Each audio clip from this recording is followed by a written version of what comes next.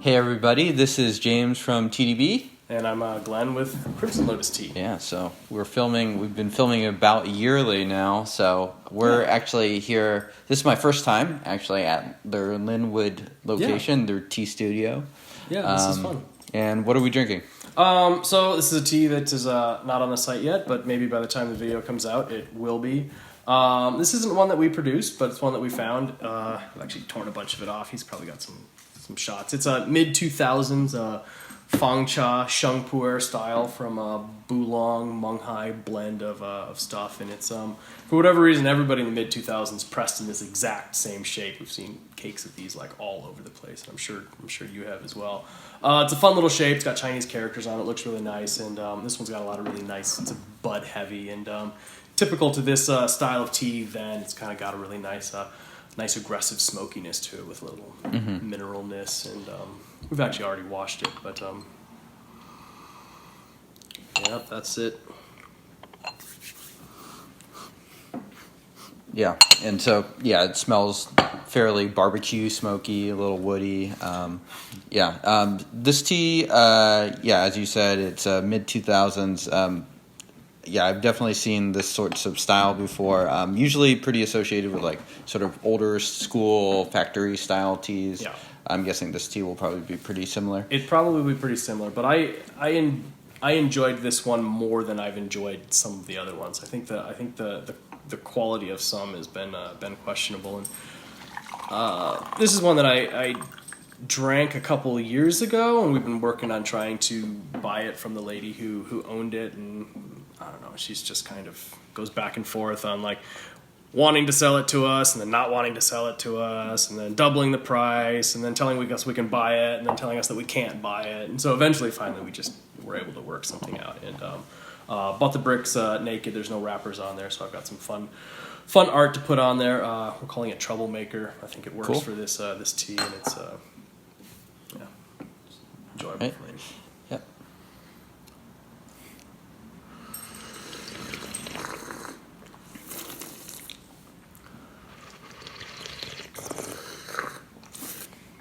And like people know, these heavily compressed bricks just take a steeping or two to actually really open up. Yeah. I'll get started on the second steeping now, probably. Yeah, first steep still pretty light. You can definitely taste it, sort of like the aroma, but not particularly rough or bitter or anything like that. So we'll see how it develops. And one trick you can do for some heavily compressed stuff is after you give it a wash, don't do your first steeping for like 10 minutes, and it just kind of really helps to just open it up, and then it's usually ready to go. Otherwise, you can go 3 or 4 steepings and not ever really kind of open it up. Right, and right before this, we were actually drinking some Fangcha, and you steep them pretty differently. I'm guessing a lot of it has to do with the compression, so you probably want to do the first couple steeps, really just get it opened up. The compression looks quite tight on it. The aroma of this, for me, I spent a lot of summers at a camp in the North Georgia mountains, and there's something very particular about this exact mineral aroma that just automatically takes me back to a summer camp as a kid, which is very nice for me.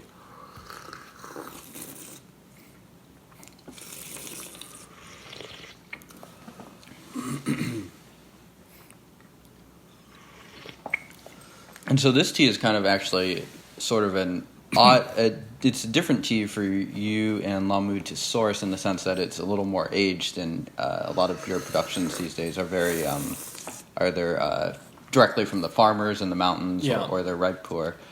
So you found this in Kunming? Yeah, we're always trying to spend time at, meeting new people, going to different tea shops and things, and seeing what people have. And it's actually a little awkward finding decently aged material in Kunming, since, or even in most of Yunnan. I mean, pu'erh tea being an export product means that not a lot traditionally was kept there, and so not a lot was traditionally aged there. But when we find interesting examples, we try to get them when we can. But our definite primary focus is on new production spring teas because I can actually be there. Like I can see the quality. I can like give my input onto how I want things made, and I definitely have a lot more control. But in the older stuff, you just never really you just never know what you're gonna get until you try it.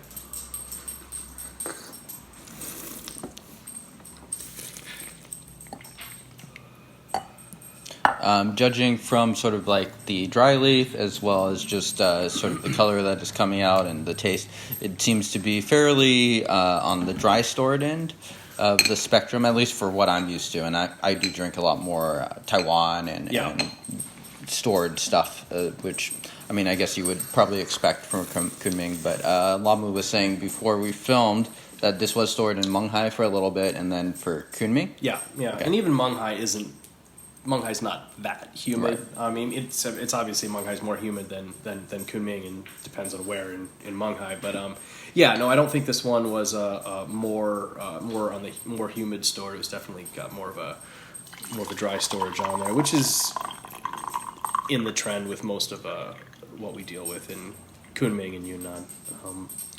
There's always this tension between Guangzhou and Kunming on who stores tea the right way and whatnot. So it's kind of funny, but they all swear by whatever way they have most tea to sell. So it's got some decent color to it, but it's still pretty light for an aged tea. Yeah. Would you say that we're getting into more of the core or the meat of the tea yet, or is it still kind of opening up? Because it's still it's probably still opening up just a little bit. I could do a thicker steeping on the last one. This one has for me, it has a nice stone fruity back end to it. It gets a little fruity once kind of the initial smokiness and aggression steeps out. Because for me, I'm still getting a fair amount of smoke, but it's really not very rough or bitter or anything like that. So I guess that's nice because that makes it quite a bit more drinkable. I enjoy it. I enjoy it a lot. Yeah, but no, you're right. And I sort of like the sort of burlier, woody, lightly smoky profile towards it. Yeah, a little bit of smoke in a tea like this is actually kind of enjoyable. I'll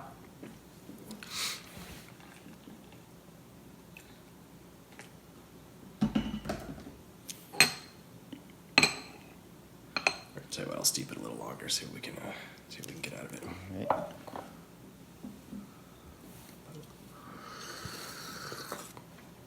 Yeah, I'm glad you took the chance to come up here and have tea with us. We just moved houses, and so I haven't really had like an official like tea space that I felt like it would be nice to film in front of.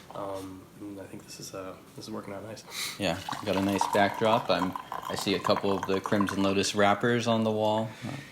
I'm really passionate about working with local artists, whether they're like Kunming or Yunnan local artists or Seattle local artists, and try to focus on bringing and incorporating them into our teas as we can in kind of a collaborative fashion. So I think we're going to have some fun new wrappers coming out this year.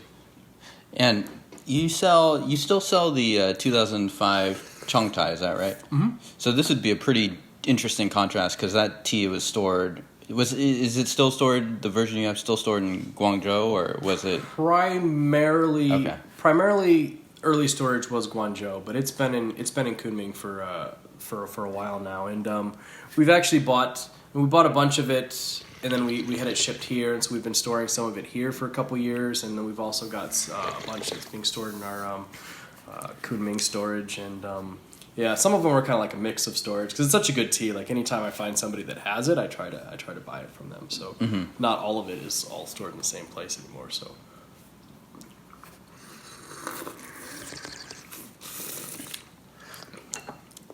Still got that little smoky edge to it. Yeah, opened up a little more in that one. It seems like it has like a really solid, just woody, sturdy base to it, as I'd kind of expect.